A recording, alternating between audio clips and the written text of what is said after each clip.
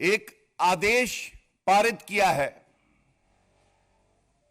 और इस आदेश में जो ऑब्जर्वेशंस आई हैं कलकत्ता उच्च न्यायालय की,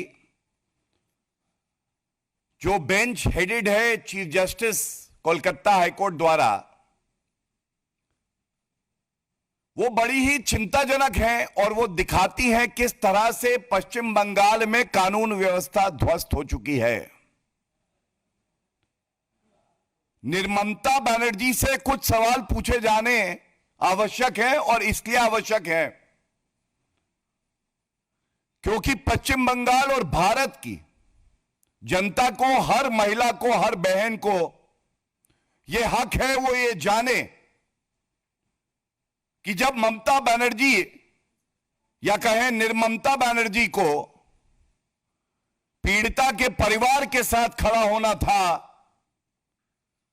तो वो किसको बचाने की साजिश रच रही थी।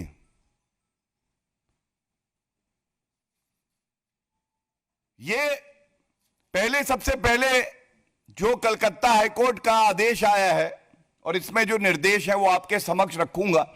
जो ऑब्जर्वेशंस हैं, हर नागरिक की रूह कांप जाएगी। ये जंगल राज ममता बनर्जी का जो पश्चिम बंगाल में है ये कर क्या रहा है, और कोई राजनीति नहीं है, लेकिन कुछ कड़े सवाल जरूर हैं जो पूछे जाएंगे। इस पिटीशन में याचिकाकर्ता जो मृतक है, द डिसीज्ड, उसके पेरेंट्स हैं। ये बड़ा अहम है। ये जो आरोप लग रहे हैं, ये आरोप लगा कौन रहा है? आरोप लगा रहा है एक पीड़ित परिवार जो अपनी बेटी के लिए न्याय मांग रहा है, एक महिला मुख्यमंत्री ममता बनर्जी से। और ममता बनर्जी को पीड़ा नहीं हो रही, दर्द नहीं हो रहा, और यह कहना गलत नहीं होगा कि निर्ममता बनर्जी की न्याय देने की क्षमता पे सवाल उठा है। आज निर्ममता बनर्जी न्याय नहीं दिलवा पा रही। हम सब जानते हैं कलकत्ता हाईकोर्ट ने इस आदेश में पूरी जांच को सीबीआई को ट्रांसफर किया है। लेकिन क्या परिस्थिति थी, क्या ऑब्जर्वेशंस है, रेशियो क्या है इस जजमेंट का कि ये इन्वेस्टिगेशन को ट्रांसफर करना पड़ा? और बड़ी जिम्मेदारी से मैं कहूंगा, ऐसा प्रतीत होता है जजमेंट पढ़ने के बाद, और मीडिया ने जो भूमिका अदा करी है, जो तथ्य सामने रखे हैं कि ममता बनर्जी किसी को बचा रही हैं। ये कौन है, ये लोग कौन हैं? ममता बनर्जी को आज जवाब देना होगा। क्राइम सीन, एक वरिष्ठ अधिवक्ता होने के नाते आपको बता दूं, जो पहले 48 घंटे होते हैं ये सबसे महत्वपूर्ण होते हैं एविडेंस कलेक्शन के लिए, फोरेंसिक जांच के लिए। और ममता बनर्जी ने एक बयान दिया जब ये कुकर्म किया गया, जब ये जघन्य अपराध घटित हुआ, उसके एक दिन बाद कहा कि मैं सीबीआई जांच ट्रांसफर कर दूंगी कुछ दिनों के बाद। तो ममता बनर्जी, आपसे यह सवाल है, कुछ दिनों के बाद क्यों? तुरंत क्यों नहीं? जिससे कि एक निष्पक्ष जांच सीबीआई करती, क्राइम सीन को प्रोटेक्ट करती, एविडेंस कलेक्ट होता और अपराधी को सख्त से सख्त सजा हो, डेथ सेंटेंस, फांसी की सजा हो, यह सुनिश्चित करती उसी एविडेंस के आधार पे। लेकिन ममता बनर्जी ने कहा अभी नहीं, कुछ दिन के बाद।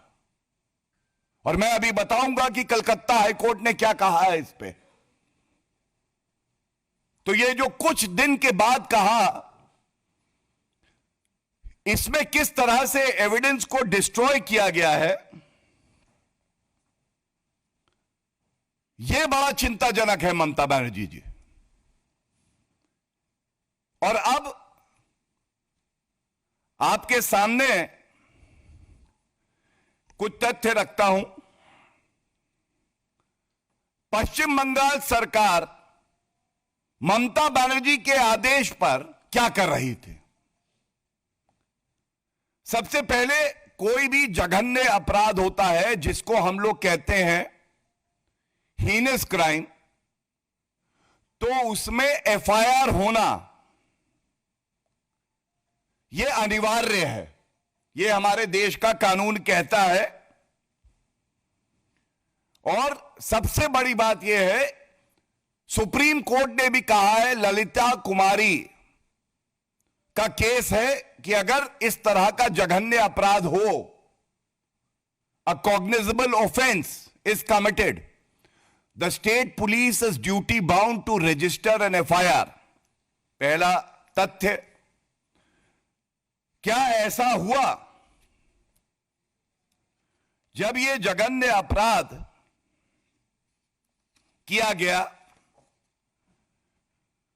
तो दुख की बात यह है कि एफआईआर नहीं करी गई, बल्कि पुलिस ने यह कहा कि अननेचुरल डेथ केस। ऐसा क्यों? क्योंकि पीड़ित परिवार का जो दलील कोर्ट में है, इस पे ध्यान दीजिएगा। पीड़ित परिवार ने कहा कि उनको एक फोन कॉल पहले आया और इस फोन कॉल में उनको बताया गया कि आपकी बेटी, जिसने रात में ही अपने परिवार से, अपने पेरेंट्स से बात करी है, उसकी तबीयत खराब है।